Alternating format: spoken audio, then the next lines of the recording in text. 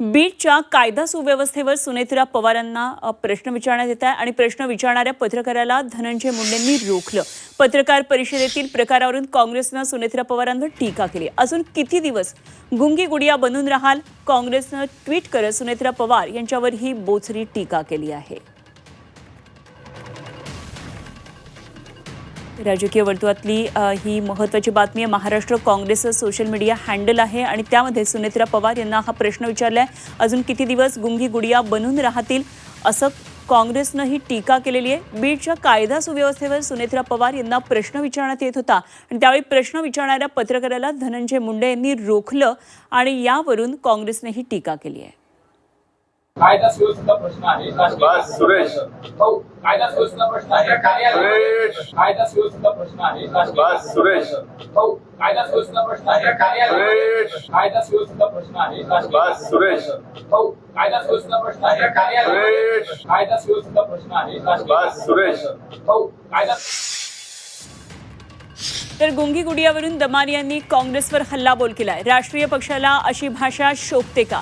सामाजिक कार्यकर्त्या अंजली दमानिया यांनी हा सवाल केलाय। सुनेत्रा पवार यांच्याबाबत वापरलेले शब्द हे चुकीचे आहेत असं दमानिया यांनी म्हटलेलं आहे। तर या संदर्भात अंजली दमानी आपल्याबरोबर थेट जोडल्या गेल्यात। आणखी आपण सविस्तर त्यांच्याबरोबर चर्चा करूया। अंजलीजी, गुंगी गुडिया काँग्रेसनं टीका केलेली आहे आणि राष्ट्रीय पक्षाला अशी भाषा शोभते का असं तुमचं म्हणणं आहे? काय नेमकी तुमची प्रतिक्रिया आहे? कोणाबद्दलही आता कसं झालंय की महाराष्ट्राच्या राजकारणाचा स्तर इतका खालवलाय की आता लोक बोलताना भान ठेवून बोलत नाही। कोणाबद्दल बोलतोय आपण, काय बोलतोय, त्याच्यात कुठलीही मर्यादाच उरलेली नाहीये। त्यामुळे मला आता प्रचंड राग का आला, कारण एकतर त्या आत्ताच एका मोठ्या आघातातनं बाहेर पडल्या आहेत।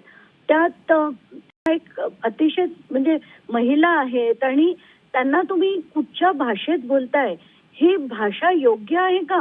मला तर खूप राग आला काल मी जेव्हा ते ऐकलं। मला ते सहन झालं नाही, म्हणून मी ते रात्री ट्विट केलं। आज सकाळीच मी पृथ्वीराज चव्हाणांशी बोलले की म्हटलं तुमच्या पक्षाचं हँडल आता कोण चालवतंय?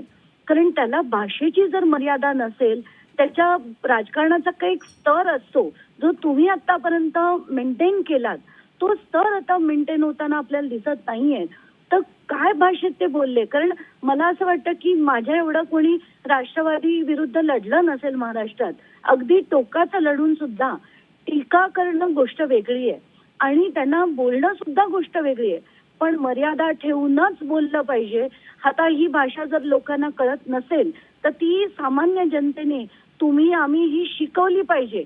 वाटेल तो स्तर आता राजकारणात चालणार नाही, हे त्यांना चालणार नाही यापुढे, हे त्या प्रत्येक पक्षाला आपण सांगितलं पाहिजे। कारण ही जी काही अशा प्रवृत्तीची लोक येतात त्यांनीच राजकारणाची अक्षरशः विल्हेवाट लावली आहे। आत्ताच्या घटकेला मला तरी हे नक्कीच मान्य नव्हतं। तर मी पृथ्वीराज चव्हाणांना फोन केला तेव्हा ते दिल्लीत होते। मला म्हणाले मी तात्काळ बघतो, म्हणे आमच्या हँडलवरनं आलं, महाराष्ट्राच्या काँग्रेसच्या हँडलवरनं। मी म्हटलं हो, आणि हे मी गेले किती दिवस बघते की तुमचा स्तर खालवलाय, पण सुनेत्रा पवारांबद्दल असं बोलताना भान ठेवून बोलायलाच पाहिजे। तुम्ही माफी तरी मागा, नाही तर तुम्ही ज्यांनी ट्विटर हँडल केलं, ते ट्विट केलं, त्याला माफी मागायला लावा आणि त्याला पहिलं तात्काळ काढून टाका।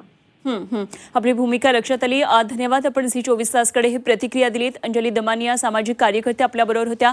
राजकीय पक्षांनी भान ठेवून खरं तर अशा प्रकारे सोशल मीडियावर व्यक्त होणं गरजेचं आहे असं अंजली दमानिया यांनी म्हटलेलं आहे।